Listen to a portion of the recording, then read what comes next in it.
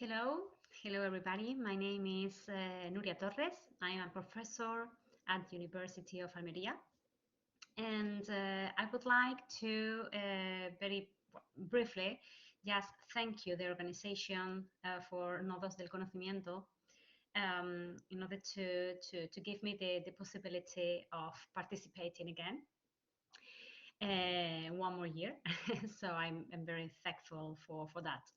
Well, I'm going to start by sharing some very short slides in order to present the title of my paper, which is Irish Literature Representing Old and New Stereotypes of Women.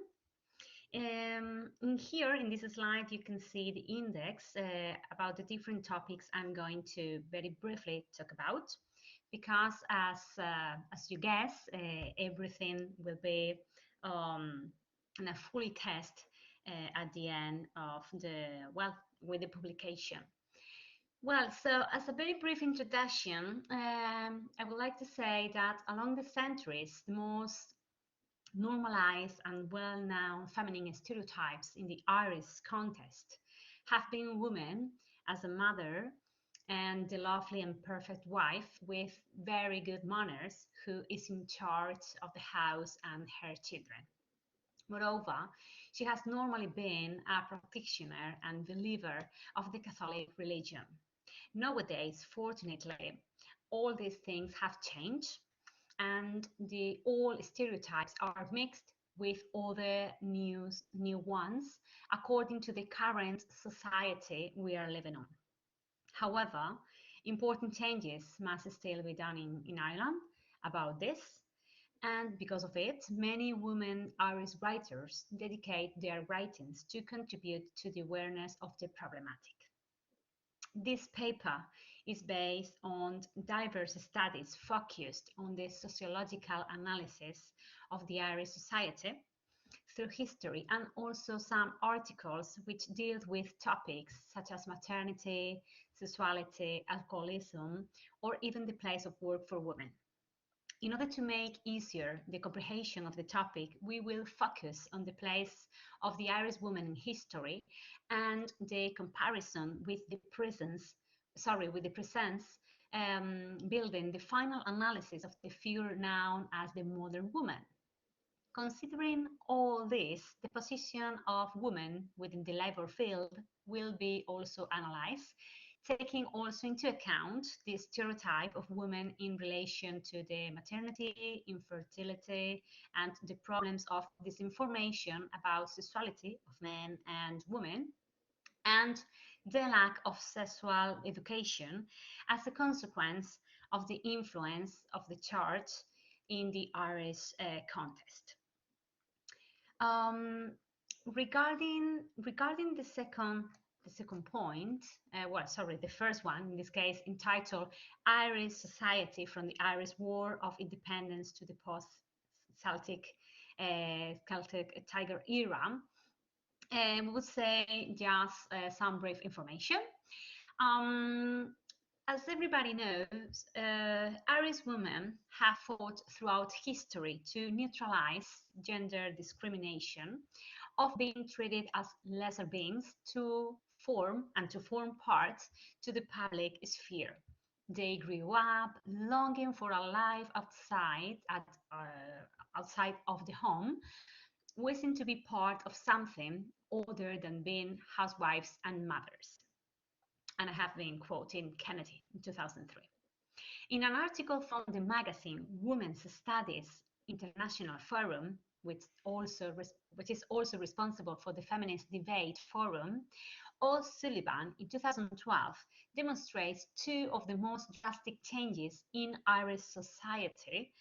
That was the increase of women in paid in labor and the accompanying change in the gender roles during the period of prosperity associated with the economic growth fostered by the Celtic Tiger.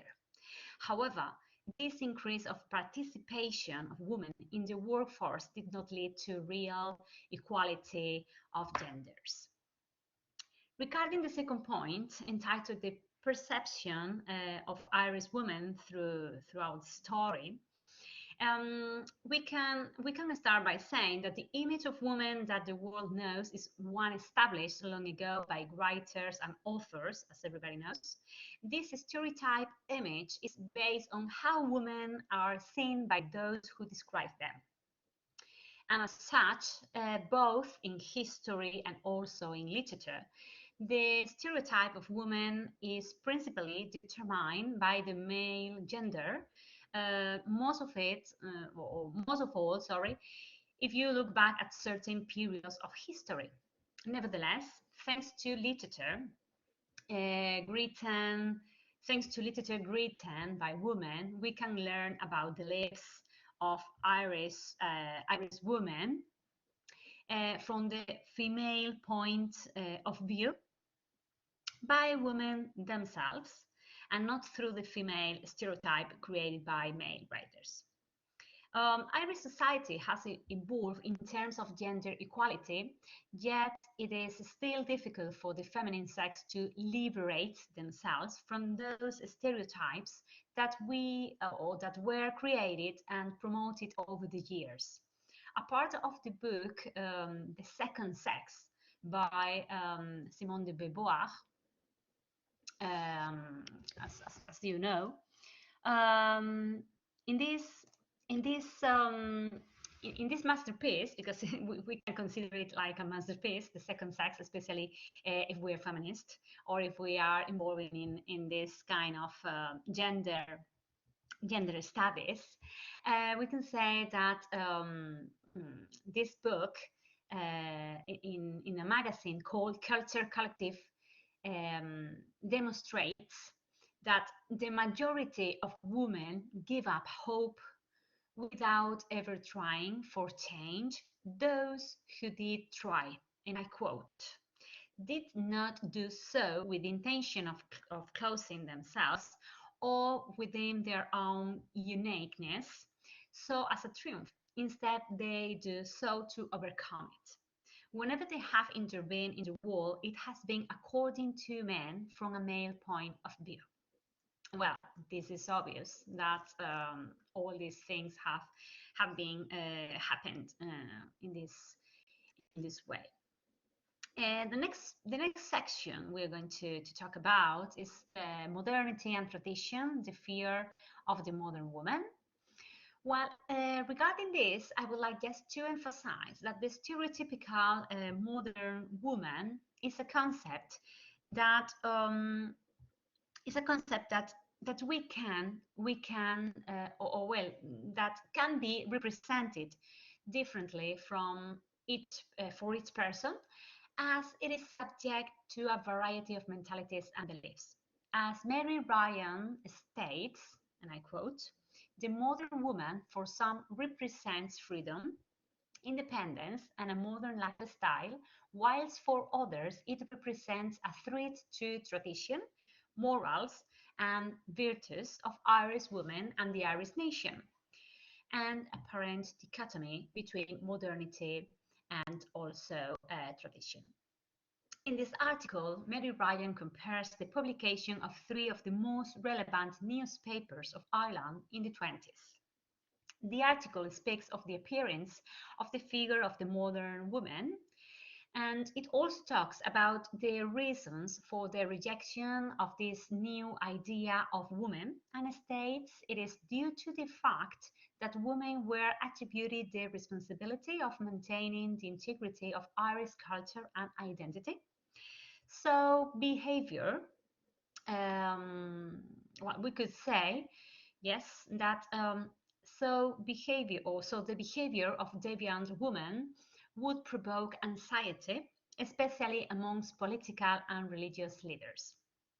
As affirmed, the Catholic Church and the Irish state were the most frightened about the revolutionary behavior of modern women, as they believed it would put an end to tradition and pass on this behavior to younger generations. Well, let's move on now to the next point, that is entitled Feminine Stereotype in the Workplace.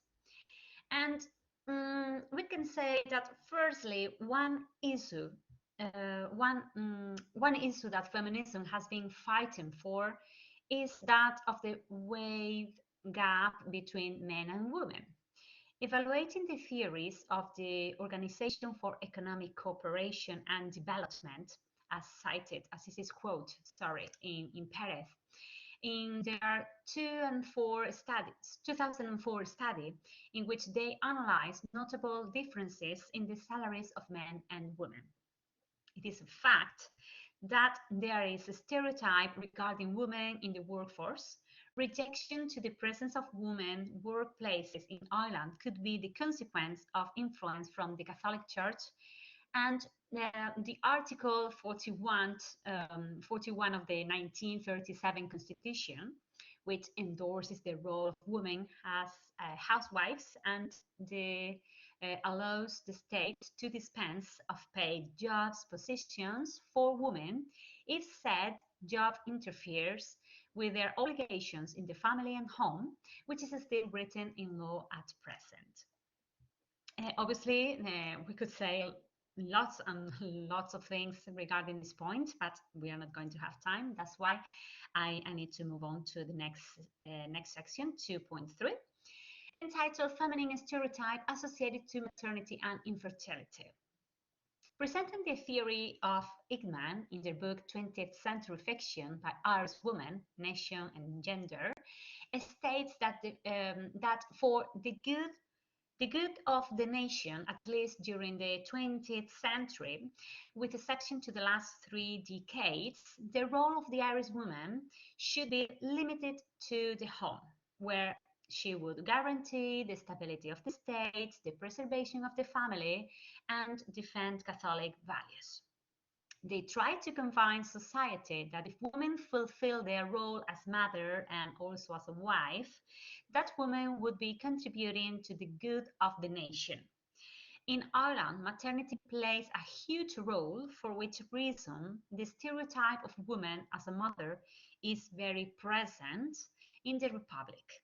In the 21st century, as was in the previous centuries, Ireland was a place where women were told that the right thing, or, between commas, the right thing, was for them to become a wife and a mother. Ryan, in 2011, explains that as a consequence of this emphasis in the morality of women, they felt pressured from outside influences like the church, family, and even the television, and in such a way that marriage and maternity were the main objective for the majority of young Irish women. Okay. Regarding next point, that is the stereotype entitled "The Stereotype of the Irish Woman in the Sexual Context, Sex and Sexuality as a Sign," we can just start by saying that in Ireland in the 20th century, all that is related to the body and sex is considered a sin by the Catholic Church. So much so that Mary Ryan states that popular culture was constantly given obstacles due to censorship laws, and many books were forbidden due to since deemed inappropriate, also again between commas, we could say, for Irish society. This censorship was due to the idea that at that time, sex in the Irish context, with the idea that woman must satisfy the needs of a man, sacrificing her happiness in the process. These expectations are transformed in the context of the 60s and 70s, approximately, just as we have seen in the work of Paula Ryan, entitled Asking Angela McNamara, an intimate history of Irish lives. Okay, it is quoted in Maher 2012 like that. Well, Angela McNamara reveals that a generation of women of the 60s and 70s expected more than their mothers. They wanted affectionate husbands and a more reciprocal sexual relationship in which sex is also an expression of love more than a right or an expectation within the marriage. They explain that when they experienced sex for the first time, they were greatly disappointed as they knew nothing at all of what to expect. And they also felt a lot of sin as they were taught that sex was something dirty and sinful, as Angela McNamara says in this work. So, as a conclusion regarding this topic in concrete, we can say that this information about sex and the fact that women have to satisfy the needs of men could lead to sexual violence, something that is present also in some of the different novels that some Irish women writers uh, narrate nowadays. You know, in the same way, sex was considered a sin, and everything related to sexual femininity was seen like a sin as well. Um, well, I don't have more time, so I have to finish in here. But first, I would like to thank everybody for your attention. Thank you very much.